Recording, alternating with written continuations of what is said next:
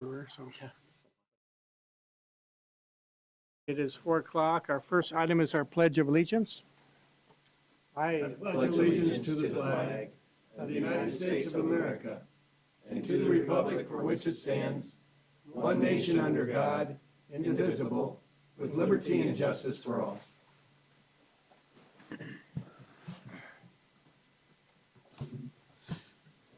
Mr. Vice Chair, could you read our mission statement? The mission of the Marshall Public School District is to educate, support, and prepare all learners for success. Thank you. Approval of the agenda. Do we have a motion? So move. I'll second. Any additions? Hearing none, please vote.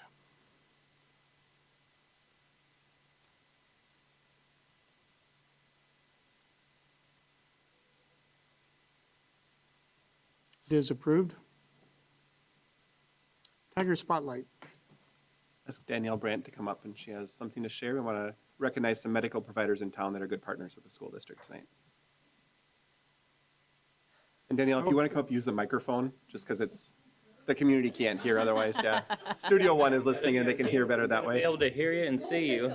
You're on TV. Oh, gosh. Okay. Hello, my name is Danielle Brandt, and I am the school nurse here at the middle school. I am joined by some of my colleagues, Bonnie, Christy, Aaron, and Gina, and there are other members of the MPS nursing team. There are a few others who wanted to join us today, but were unable. I am here speaking on behalf of all of us, along with the parent-student connectors. We are here to share with you the huge impact that 3 Marshall businesses have had in helping many of our students in need of vision or dental care. We feel it is very important to recognize them for the outstanding care and service they provide, regardless of ability to pay. Johnson Family Dental, Shopko Optical, and Advanced Eye Care have partnered with all of us many times over to help students of all ages. When a student presents with a sore mouth, we do our best to assess the situation and determine if the problem is emergent. Often it is, and likely it is emergent because the student did not want to tell anyone about the issue until it practically becomes unbearable. There is oftentimes a language barrier and financial concerns as well. Transportation is another consideration. Dentist appointments at most clinics are rarely available same week even, especially for a new patient. Johnson Family Dental has gone above and beyond when we call to try and schedule the student as soon as possible, sometimes coming in even after normal hours or in the evenings, and without asking about payment options, knowing that some families simply do not have the means and that the child is the first priority regardless of other circumstances.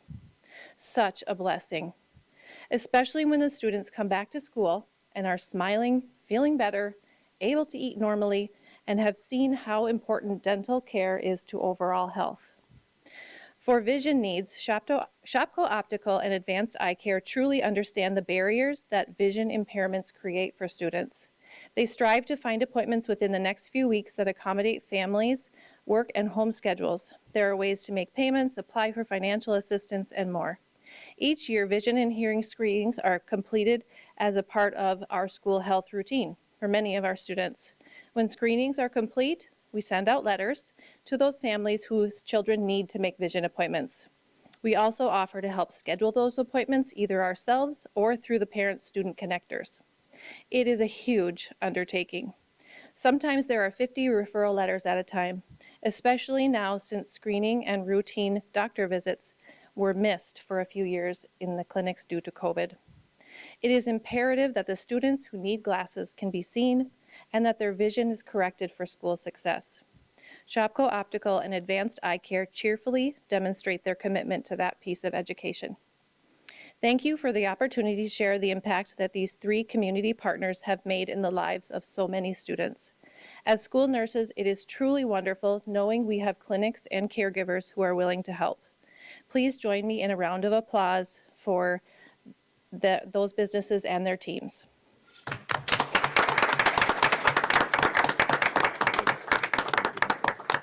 Thank you. We'll ask you guys to come up front. We do have certificates for you. Jeff will present you and we'll take your picture if you're okay with that. I'm gonna move because they're Let's do the pictures right up here. And Jeff will come down and present them officially to you. Oh, this is not mine.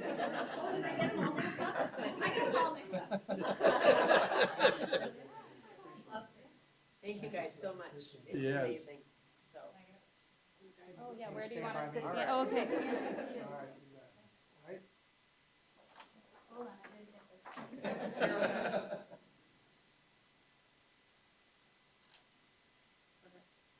Thank you very much. Thanks, guys. Thank you very much. Very much.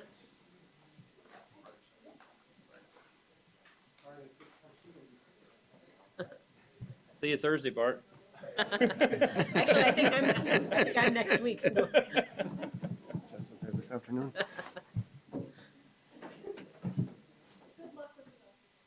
Yes, thank you, guys. Thank you. Thanks Thank for all you. you do. You're welcome to stay. Emily, don't take it personally. They leave after every. Oh, there you go. She better go home fast. Promises, promises. Moving on to our public forum. Now's the time the public can make a statement to the board. Is there anybody in the public who'd like to approach the board? Moving on to our presentation of the BARR. Welcome.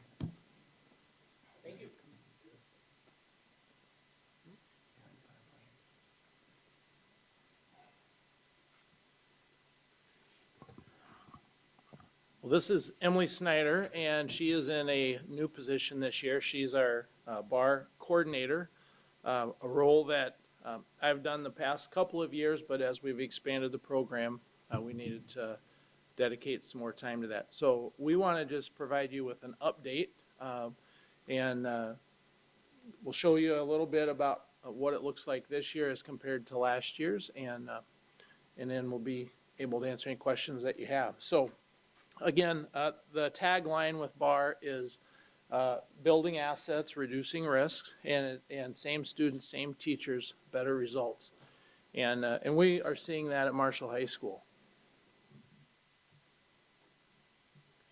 I'm kind of short. This is just an overview of what we're going to talk about tonight. We have a brief review of what BARR is, because I think the last time we were here was May. I don't remember May, so I might as well just update everybody. We'll talk about what it looks like for all of grade 9 implementation. We'll talk about some data and the Parent Advisory Council, which is something that's new this year.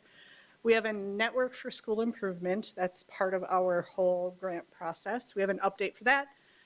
Professional development, prevention versus reaction, and then we have some examples of student interventions that we've been using. So this is just a review. The BARR model focuses on strengths and the whole student. It's a very data-driven model. We use real-time data, both grade data, behavior data, attendance data. We update that every single week. And we use that data to help the whole student, not just their algebra grade, not just their English grade, but everything. And we use as many pieces of data that we can to kind of put that whole picture together. One of the ways that we do that is through building intentional relationships between teacher and student, and then between teacher and teacher. With the implementation of BARR for all of grade 9, there's a much bigger pool of teachers that we are working with to build those relationships. And it's been kind of a cool process so far, because before it was just the year-long students with just the year-long teachers, and we were in our own little island. But now it's like tons of people, and it's kind of fun. You get to talk to all sorts of people, you know. We are in our 4th year of our 5-year grant cycle through the Network for School Improvement. This year, we were able to roll it out to all of grade 9. Previously, it was just in the year-long. And so this year and next year will be our big push to make sure we have a very solid foundation. And then going forward, we'll have to see what that looks like after the grant runs out. And as part of that grant, we work with schools in Minnesota, in Illinois, and California as well. And we have opportunities, and we'll talk about that coming up, to meet with those schools on a monthly basis.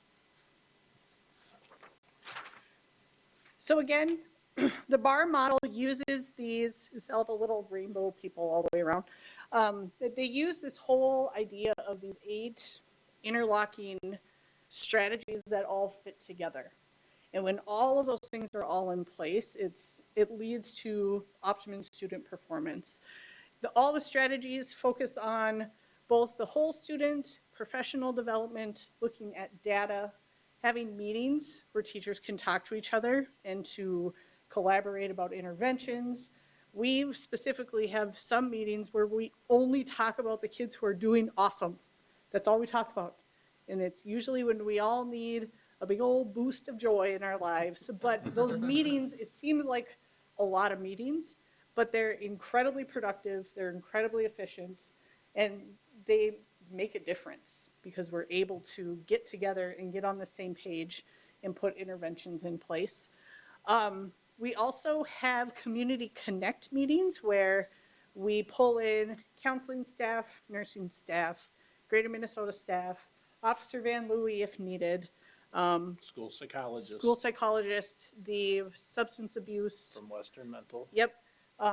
Any other outside entities that we need to pull in if a student needs that next level of support.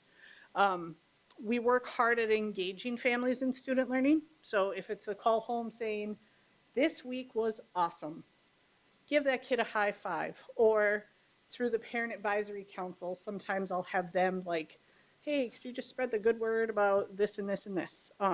So we're very intentional about having parents as part of the process.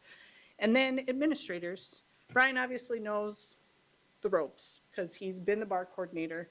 That isn't the case in a lot of schools. In a lot of schools, it's like pulling the administrator along by his teeth and saying, can you please just support us? We are incredibly blessed in that we don't have to fight that battle.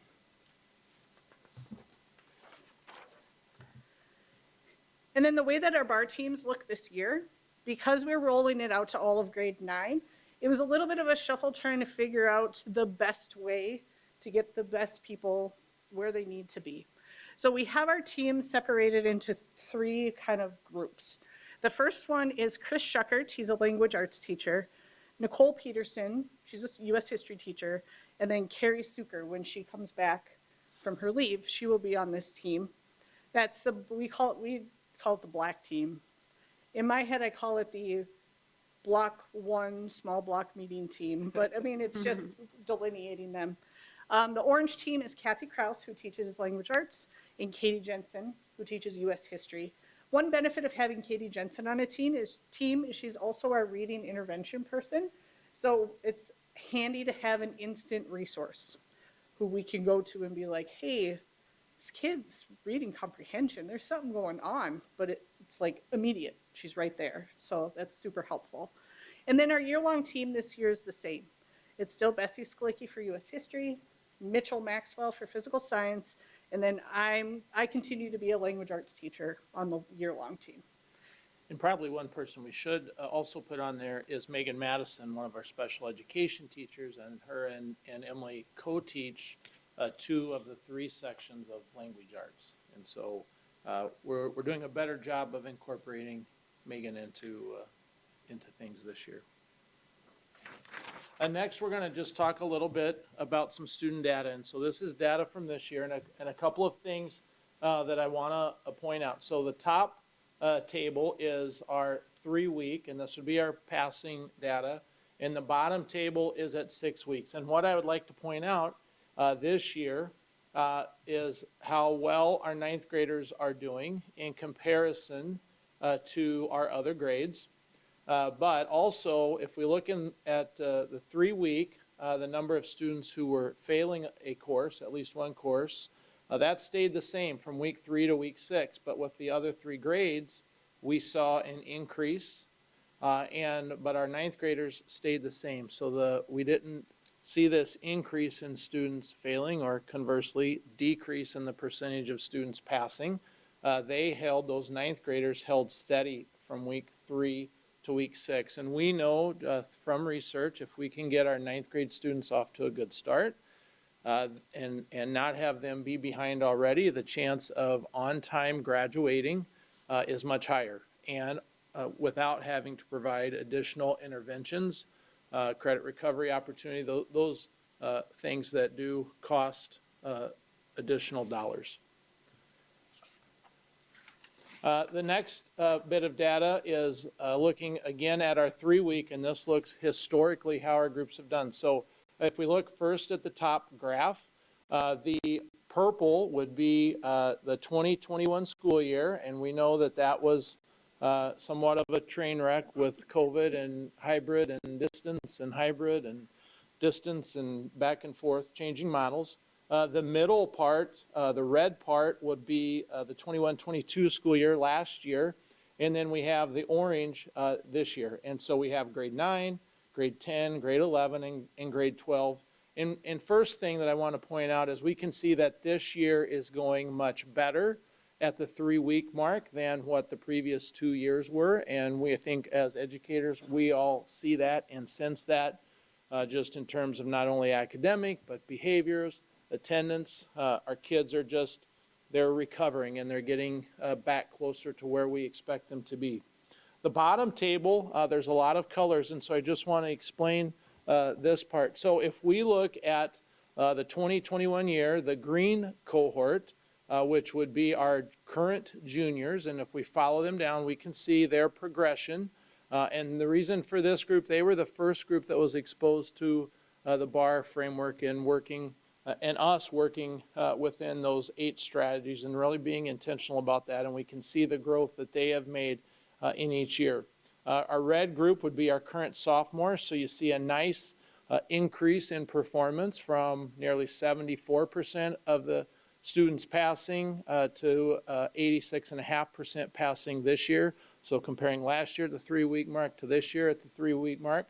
And then we have our 9th graders. And so when we just look at those averages too of the past, this year compared to the past 2, you can see we're at about a 9% increase, which equates to real numbers. That's about 20 to 22 students, more students passing all of their classes than what our previous 2 years have been. If we look at the 6-week. Excellent growth. Excellent growth. Yep, we're happy with what we're seeing. If you can go to the next one, Emily, the 6-week data, same type of layout, same group of kids, but now we're a little further into the year. And so if we look at that same group of our current juniors, you see from 73 to 81 to 84 over the past 3 years at the 6-week mark. So we're seeing this nice improvement. Our current sophomores are really about where they were at in their freshman year, the red group, at the same point in time. And so our 9-week, our quarter just ended on Friday, and so our grading window is still open until tomorrow. So we're excited to see what our quarter 1 data looks like for all of our students, but specifically within our BARR program with our 9th graders, with this being that first year that all 9th graders are exposed to it. And what it really means is that all 9th graders have a teacher who's watching all of their grades in all of their classes every single week. And so they've got, and that person is one of their teachers. They maybe don't have that person in semester 1. They might not have them till semester 2, but they have someone, and that someone is, hopefully we're doing a better job of holding them accountable, providing them support, and then getting those interventions in place as opposed to waiting until the end of the quarter, end of the semester. So that teacher, if there were concern of a child, would bring it to the team. Yes. Yep, and they're reviewing that student's grade data every single week for every class that student has. Ryan, when you get the update after this is done, can you I will, I'll put it send in that to my, Jeremy? He'll send it out to us? yeah, I think I'll probably be able to get it in our November board Okay. report. So, That'd be nice. yep. One quick thing I was just going to say about, you don't have to go back to it, but about the grade data. I've had 10th graders who knew I was tracking them last year, who've come up to me in the hall and said, "Are you still stalking me?" Like, kind of. I am. Just because I'm curious, you know, I want to know how they're doing as 10th graders, you know? Yeah. And they're so proud. Did you see? Did you see? I'm passing all my classes. Did you see? I have an A in algebra. Wonderful. And remember how every day last year you yelled at me about algebra? So even this year's 10th graders still have a little bit of that mentality of like, someone is keeping track. Someone is helping me along. If someone sees something, the bottom fall out someplace, someone will help. And it's mostly just because I'm curious how they're doing. But You they didn't still- actually yell at them every day about algebra, though. Well, right? there's a couple times. Algebra's tough. So, one thing that we're doing new that this year to try and involve parents more is a parent advisory council. This is an element that BARR wanted us to incorporate, that all the BARR schools kind of have. It's one of the 8 strategies, and we had not done as good of job in the past couple of years as we wanted to. We knew that was an area we needed to make some improvements in. So I sent out an invitation to all 9th grade parents at the beginning of the school year. And I got 5, which I guess I was kind of expecting none. So I was pretty excited. We had our first meeting the night of parent-teacher conferences in October at the high school. And we just talked about the role of the advisory council. It gave those parents who came an excellent opportunity to ask questions. We had a really good conversation about like using data to drive things and how do we pick up on if a kid is struggling and what sort of supports are in place and the I times activities that the 9th graders do, what kind of data we get from that. And it was a really great conversation. Their role is to kind of be the liaison between me as the coordinator and the community as a whole. So if they are talking to some other 9th grade parent and they're like, what's this BARR stuff, you know, and it's their job to be like, hey, this is what it's all about. If you have more questions, you can ask Emily. So it's just to be a place to have good PR put out into the universe. And also, it was a good opportunity for us just to listen.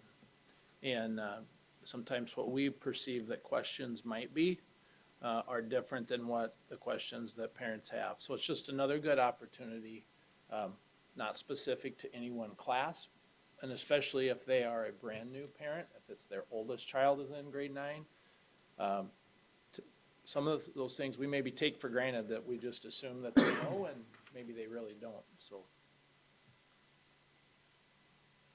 Will that eventually open up, I'm assuming, will that always just be freshman parents, or is there an idea that anybody who has a So- child in the high school Yeah, so could be part of this sort of So the advisory? BARR framework really was designed for grade 9 specifically.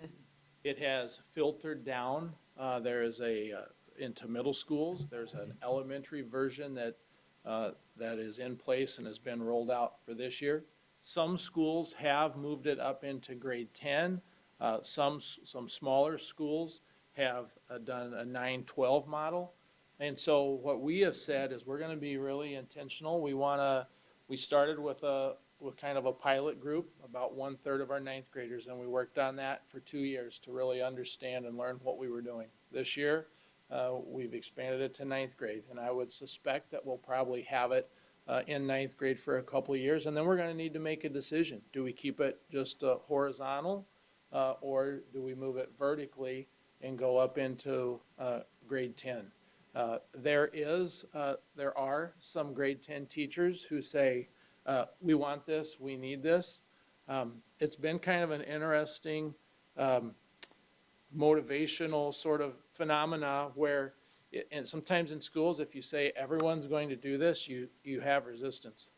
But if you say a few people are going to do this, it really has created some curiosity and some desire to want to be part of it. And so we've not had to try to motivate people to accept it, but we've sort of put the brakes on some people who want it because we just said we're not ready and understand it well enough to do it well. And I was just wondering about the parent advisory, because if you think about the interplay of the different grades, you know, your comment about the oldest child being a 9th grader, to Yep. have maybe a 10th or 11th grade parent who's on Yep. this advisory who may say, these are different experiences and this maybe could help as the kids get into older grades from a parent Yeah. perspective, We- not necessarily. We have the- had a limited amount of internal discussion about that. I think we want to see how it goes and what does this look like. I think the challenge is, if we have an advisory council, to not have it be an airing of grievances for those however many parents who come, but truly an advisory council. I've thought about it for 20 years and we haven't done it because I've never felt like I knew how to do that and do it well. So my hope is that through the BARR framework, I'm going to learn how to do that better with the idea that eventually someday maybe we will be able to get there. So part of our funding, actually all of our funding for BARR comes through our participation in the Network for School Improvement. We're part of the Bill and Melinda Gates Foundation grant. How many schools are involved? How many school districts in those 3 states are involved? 30 schools, and it was a 5-year, $13 million grant, with the idea that when schools work together, they can see improvements more quickly than working alone or as a silo. Networking on things that are working and Yes, and really what it, working together using continuous improvement practices, which have been around in our district for, since the late 90s, early 2000s. And it's been nice to see some of those practices come back and see them used in different ways. And the goal this year for the NSI group is to focus on that continuous improvement, the PDSA cycles that we started the work on last year, but they would like us to branch out more to grades 10, 11, and 12. Their challenge to us this year is to see if we can have some aspect of BARR in grades 10, 11, and 12. The NSI meetings that we attend, we have a small group of teachers who are part of this NSI group, and we attend monthly meetings with the other 30 schools. So we get to talk to people from California and from Illinois, and in the metro area. There's nobody not in the metro though, because yeah, they're all in the metro here in Minnesota. But it's really interesting to talk to all these different schools and to see what all these different schools are trying to do to make things better for everybody. And thinking of it from our own lens and sharing from our own lens, like, well, this is what we're trying to do to make things better for everybody. And through this NSI group, we've really been focusing on making sure that we are closing the achievement gap. But they put it in terms of the opportunity gap. And so I really like that sort of shift that they're making, that we're not just looking at plain old numbers on a piece of paper that show us what our test scores are, because that doesn't communicate what it needs to communicate. We're looking at how are we supporting every single student to be ready for the next step, whatever that next step looks like. Does that next step look like 4-year school?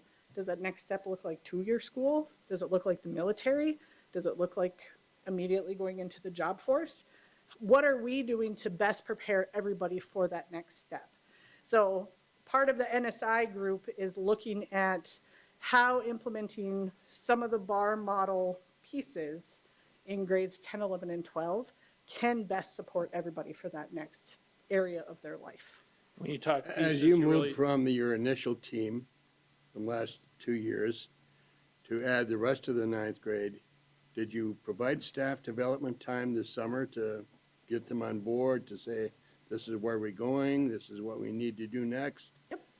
So the grant helps pay for the ongoing professional development and paid for, we had 2 days of summer training in late June, mid-June. And then we were able to bring those teachers from those 3 teams together in August to make sure that we were ready to go and folks had what they needed to. And Emily, if you switch to the next slide, it segues right into professional development. See? So if we have teacher turnover, does someone become a mentor? within that group? So there will be, if we had a brand-new teacher who was teaching ninth grade, our plan, they would have attended a 2-day introduction to BARR training that would have been held virtually. The past 2 summers, we brought those folks in August, and BARR came down and did the training, but this year they did it virtually. We were in kind of a unique situation where we didn't have teacher turnover on these BARR teams, so we didn't need to partake in that and allocate any dollars to that. But we've been doing. If we have turnover in the future, the BARR training will be done virtually for them. Yep, and so we have had a total of 3 years, so 6 days worth of trainings where BARR trainers have been on site in the summer. So back in the summer of, I suppose that would have been 2020. Yep. That was a virtual one, but we probably trained with the BARR, I'll call it the BARR Foundation. I would estimate probably 75% of our high school teaching staff Really? has attended the training over Wow. the last 3 summers. And then there's different levels of training. So we've been, They came on board by choice? yep, we volunteered and we said, we'll pay you because we had the money from the grant. And, we just sort of would dangle the little bits of the BARR program and it sort of piqued people's curiosity and they became interested. So it wasn't by mandate, it was by choice. Yeah. And so that's, Which is I think, good. helped us. And then the other professional development that goes along with the BARR program, I meet every week with our BARR coach. She's actually in Dallas, so we meet virtually. We get 3 site visits from our BARR coach a year. She was just here last week, so she will provide feedback from what she saw. She visited 2 classrooms that were doing I-time lessons. She sat in on 2 big block meetings where we discussed student issues. She met with me, she met with Brian. She hung out at the school. I don't know. She seemed to be having fun. We have monthly BARR coordinator PLC meetings. So I meet with all the other BARR coordinators throughout the nation.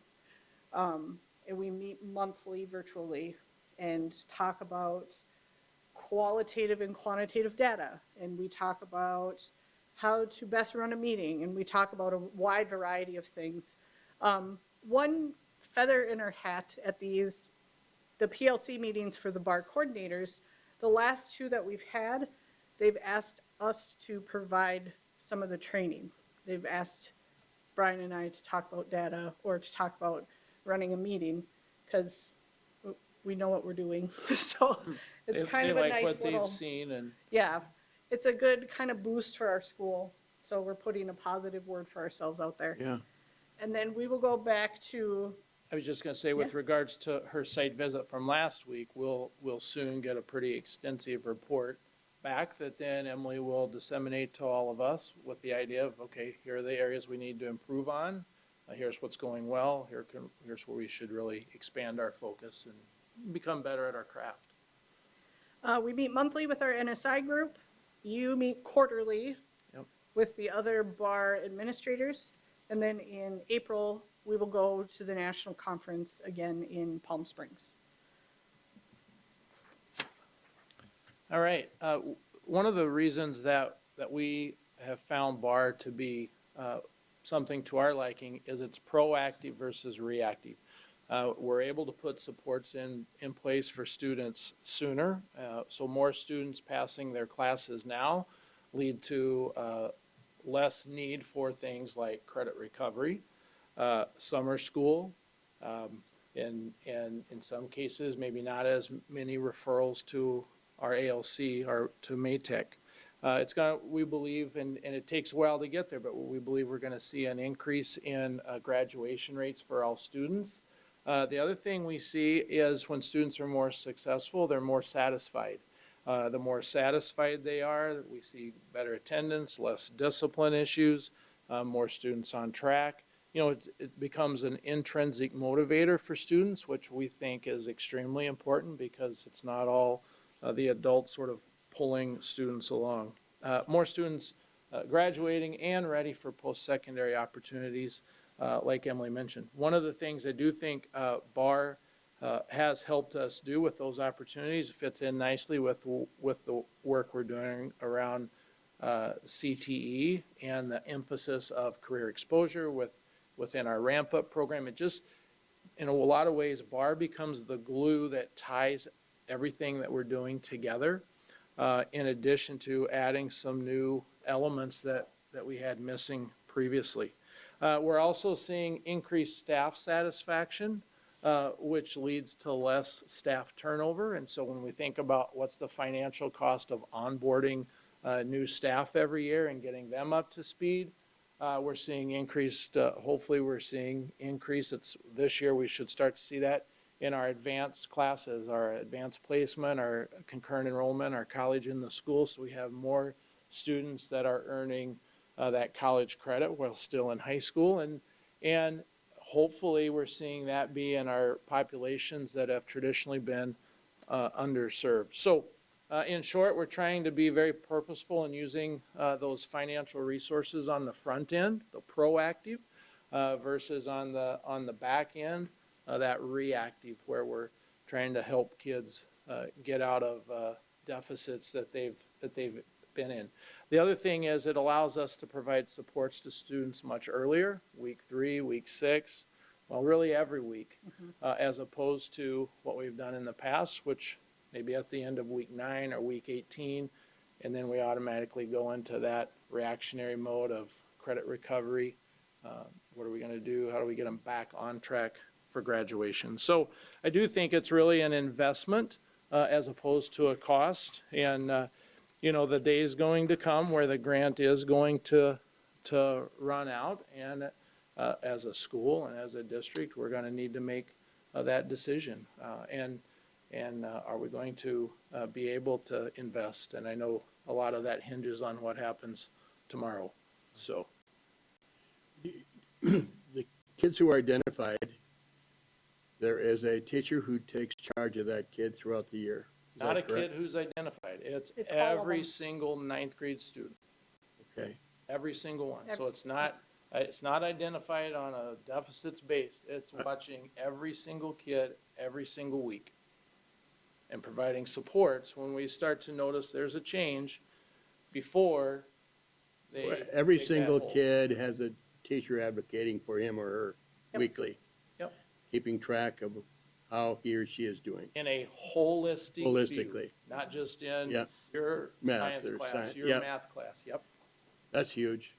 I do like how you said that this is the glue that holds all the other programs together too. So do you think in another 3 years we'll see a drop in our achievement gap by doing this? If we take all the 9th to the time they get to be 12th? That's the hope, and so I think when we look at that data, we're seeing that now. We're seeing more students pass their classes right now. The more students that pass that, I mean, it depends. How do we want to define this achievement gap? That's true. Are we talking about graduation? Are we talking about test scores? Test scores are important, but graduation is more important, in terms of where do we think the priority is. And so having more students graduate on time, I think, is probably one of the most important gauges as a district that we have that we need to pay attention to. We need to watch those other gauges, such as, MCA scores. But a lot of times those are factors we don't control. As we're seeing a more mobile population in our district come in and out. And so the more we can help those students stay on track for graduation, those other gauges that we watch, we should see improvements. I'm amazed at this program, and I appreciate your enthusiasm. I just have a question of you, Brian. 75% of our staff has participated in staff development, far beyond our 9th grade team. Do you have a desire for this to be permeated throughout 9 through 12? I see it as an excellent piece for all of our kids. All of the research, and this is a program that has been vetted through a number of national research studies, have not focused on a 9-12 model. Okay. I think it's important to understand for 9th grade, there's such a difference in 9th grade and 12th grade in terms of where they're at and their level of self-discipline, self-responsibility, self-accountability. And so schools that have tried that have reported back to us that it's not as impactful in grades 10, 11, 12 as it is in grade 9. Okay.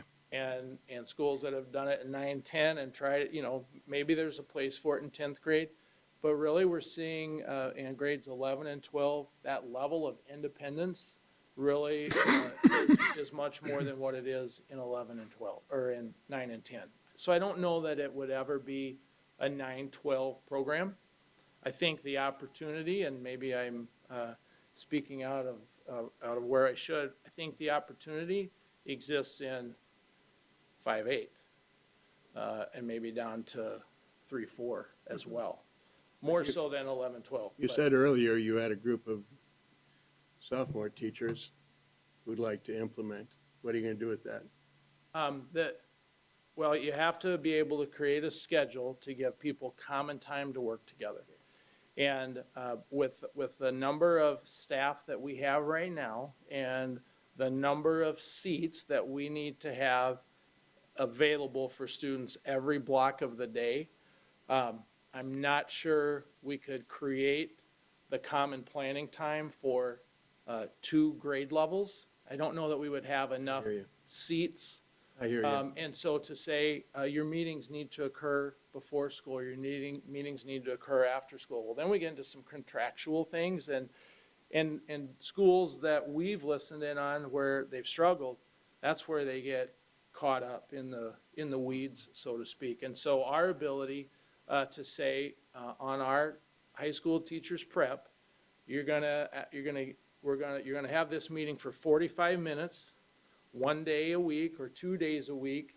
That's manageable, where they can still have some prep time. That's a 90-minute block, right? That's The prep is 90-minute 90-minute block. block. Half of that block is for, Yep. And if we were to say, okay, so now that's, let's just say that's 4 teachers meeting. If we were to do that with another 8 in a different, I just don't know if we would have hear ya. enough seats available. I just So- had the question. Yeah, so trying to figure that out, and that's why we go slow to do it well versus go fast. And then we have mistakes and frustration increases, and people then say, well, this program doesn't work. So we've been very intentional about moving slow and doing it well to experience successes, and just being very diligent in thinking about what the next steps, what dominoes could fall. I think it's excellent. I appreciate your enthusiasm, Emily. Great leadership. That's huge. I try. I think it'd be detrimental, even if the referendum fails, to look at starting all over again. I think that would be degrading to the people that put all the time in and stuff like that.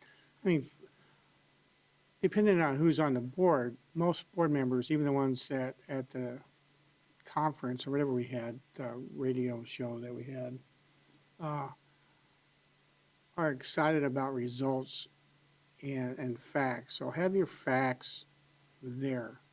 So when if that came to a time where we have to have cuts, the facts should bring it through. So just remember that. So We would hope. And, we talk a lot about already this year, what sort of possible restructuring might we need to do for next year. It's another large group of students coming in, and how can we restructure within our existing, to stay within our financial means to continue to create opportunities for our students. For your 9th grade group coming in. It'll be another large, this year's 8th grade group.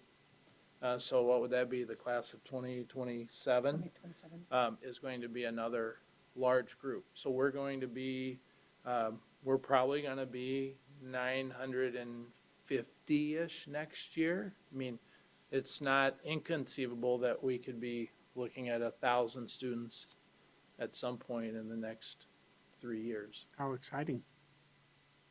How exciting. Yeah, right. Appreciate all that you do. Thank you for being so passionate with the program too. Thank you for your Thank you. support. We appreciate it. Excellent. Thank you for bringing this on board, Brian.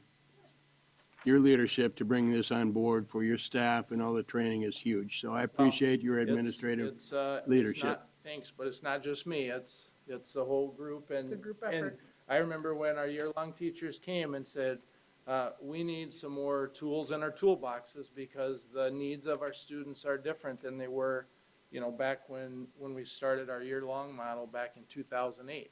But you could have said, we're not going to go there. Well, then I probably would have been hiring new people because I'm going elsewhere. So do you know approximately what it would cost if we paid for it ourselves, We do. just for I'm us? glad you asked that question. So I asked Emily to do a little research into what are schools paying who don't have the grants, that aren't relying on those grants. It's 15,000 a year, plus travel costs for the coach. Because we've been doing it so long, we would only have one site visit, but we would still have the weekly support from the coach. That also gives us access to all the BARR materials, so all the iTimes materials, all the data collection materials, all the stuff I use every single day. It would continue to give us access to all of that. Still allow you to network. It Right. would. And that comes 15,000 out for of the year? Hazelden Betty That's Ford. chump change, right? Now, it is much less because we've been in it for 5 years. But if you're a brand-new school who starts, They gotta have the your grant. price tag is gonna probably be about 50,000. Yeah. Because you're gonna be paying for all, those site visits 3 times a year and all of that travel. So, it really is important for us, to continue to look for grant opportunities. Last year, the Department of Education, put some grant opportunities out there, and we and the BARR. So BARR started out in St. Louis Park, so it's sort of this Minnesota-based concept, and we really thought we would have a good opportunity, and then the Department of Ed awarded it to schools that are not part of BARR, and that really ruffled a lot of feathers within the BARR community.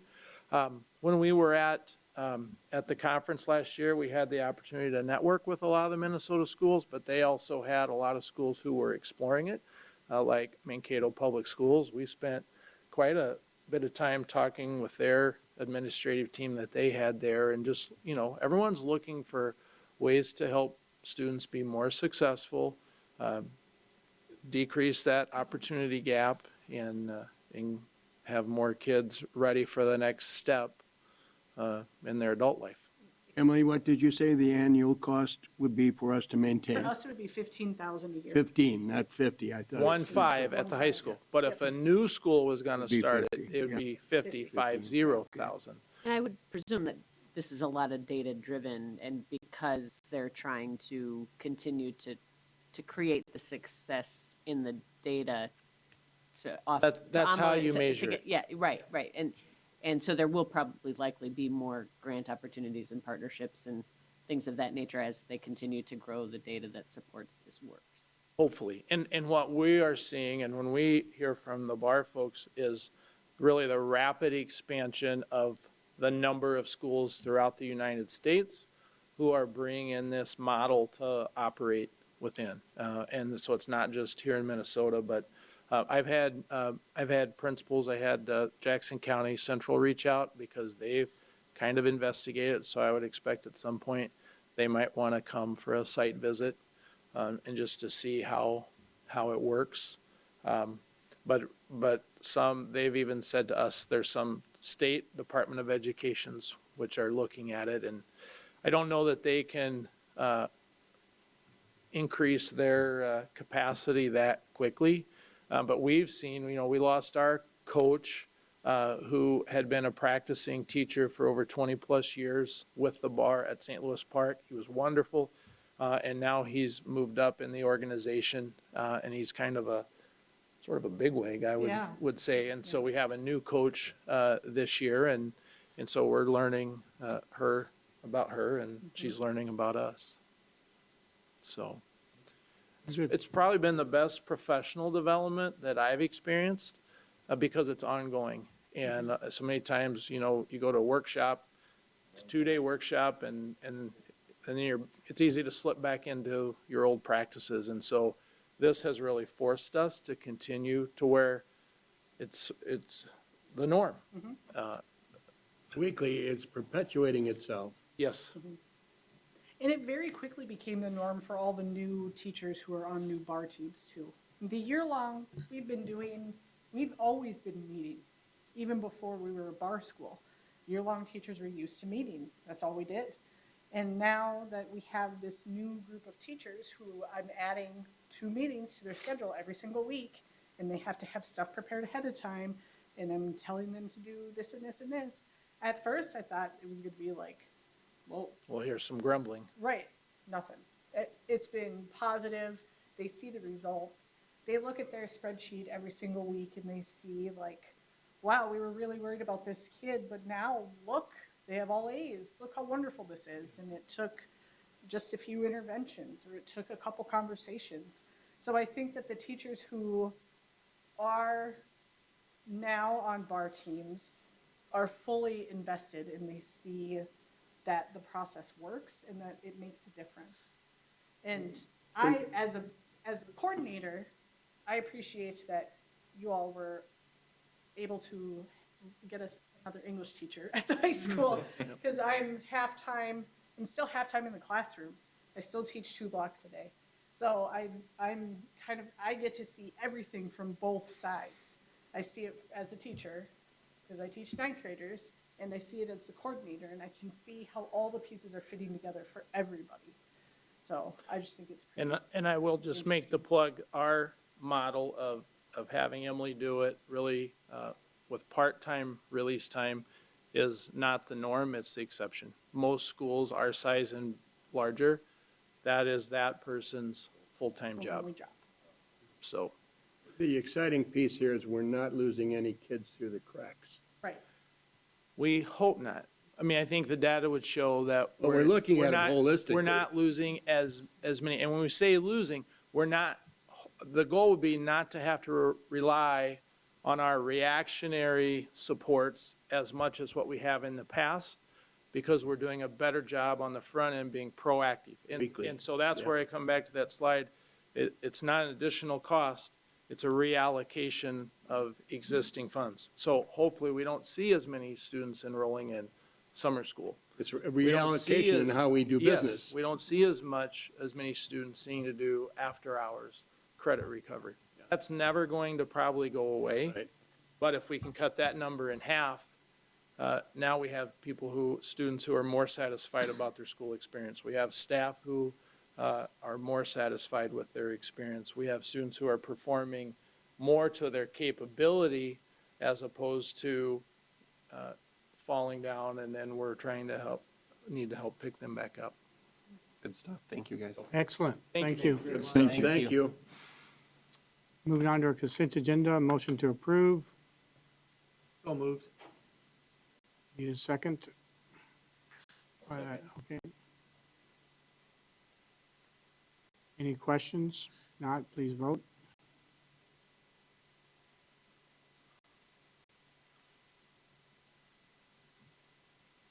Is approved. Board form, board members? The only comment I would make is Pride and the Tiger had their Hall of Honor banquet on Saturday evening. Matt and I and Jeremy attended. It was a really well-done event. Krista Biela should be applauded. It was just really, really well done. And the honorees were great, and the speeches were great, and everything was just put The together really songs were well. great. The songs from the play. Oh, yeah. A plug for Annie Musical. Jr. at the high school musical, and then also the band program. They had some great brass players there to serenade each inductee. So, nice evening. Very good.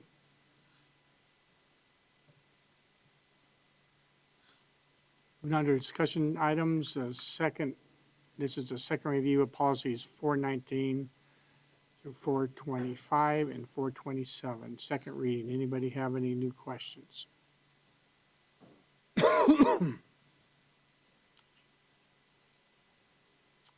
This would be our first review of policy 714. Any questions or comments?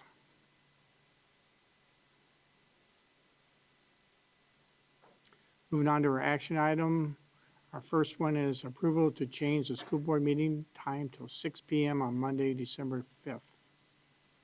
Motion to approve that. I'll second. For Sarah can. Any discussion? Just share this is for truth and taxation. That's by statute when we can have that meeting. Okay, we'll call for a vote. Deanne's excited about that one. 20 minutes, Dan? It is approved. Our next action item is approval to change school board work session time to 5 PM on Monday, December 5th. Motion to approve that. Need a second? I'll second. Any discussion?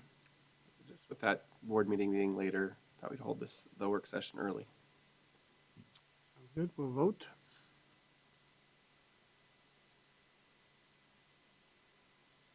It is approved.